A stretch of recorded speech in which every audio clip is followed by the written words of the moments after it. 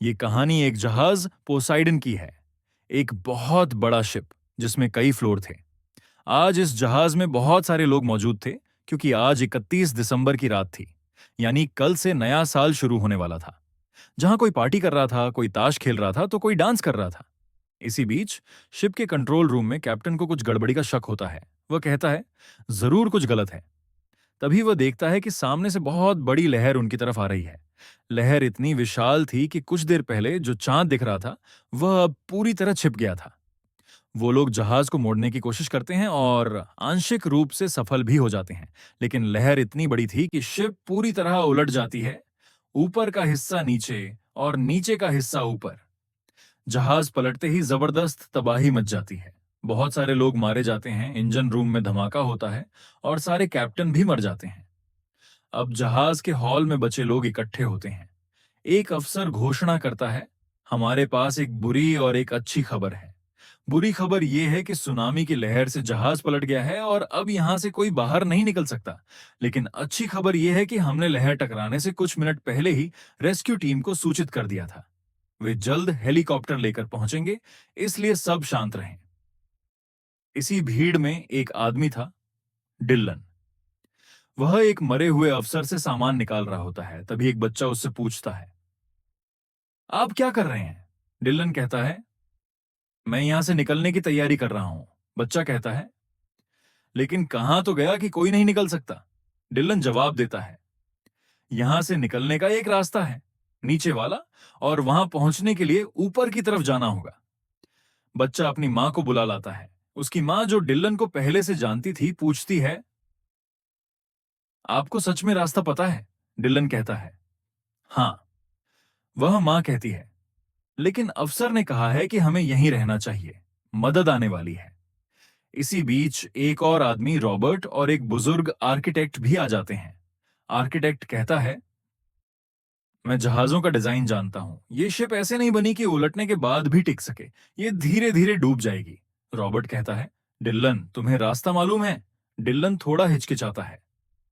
Robert एक guide को पैसे देकर अपने साथ चलने के लिए तैयार कर लेता है। वह कहता है, अगर हम सब साथ चलें तो शायद बच सकें, वरना अलग अलग मर जाएंगे। डिल्लन मान जाता है और सब लोग मिलकर जहाज के नीचे वाले हिस्से, यानी अब ऊपर बने हिस्से की ओर बढ़ते हैं। रास्ते में जगह जगह लाशें, बंद दरवाजे और पानी होता है। लोग एक दूसरे की मदद करते हुए ऊपर बढ़ते हैं। एक जगह पर लिफ्ट का दरवाजा खुलता है और सभी ऊपर चढ़ते हैं। लेकिन नीचे लटक रहे दो लोगों में से एक गाइड का हाथ छूट जाता है और वह मर जाता है। अब सिर्फ 5 लोग बचते हैं।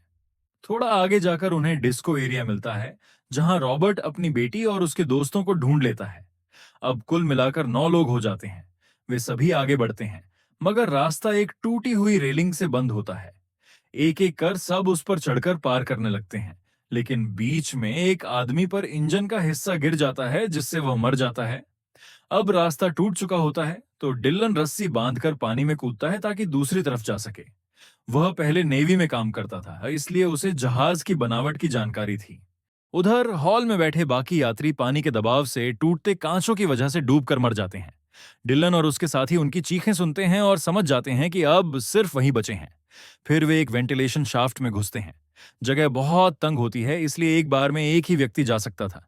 नीचे से पानी तेजी से भर रहा था। सबसे नीचे डिल्लन था और वह लगभग डूबने ही वाला था कि तभी बच्चे ने पेच खोलकर रास्ता खोल दिया और सभी बाहर निकल गए।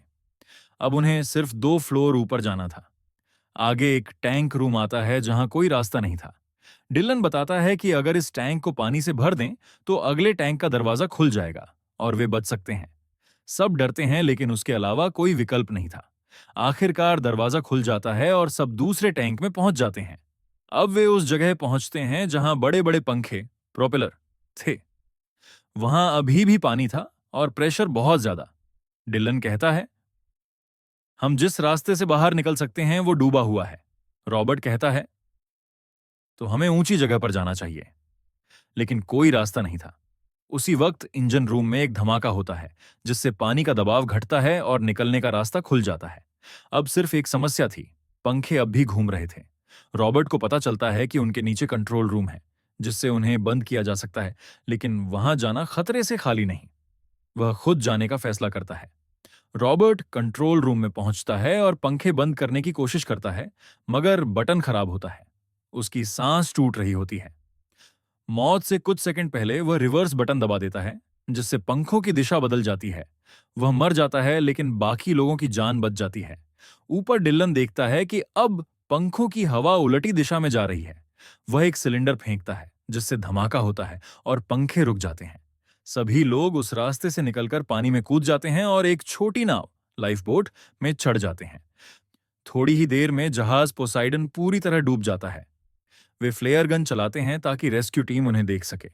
कुछ ही समय में हेलीकॉप्टर आता है और उन 6 बचे हुए लोगों को बचा लिया जाता है। इस तरह यह कहानी यहीं खत्म होती है। कुछ लोगों की बहादुरी और कुर्बानी से हुई बचत की कहानी।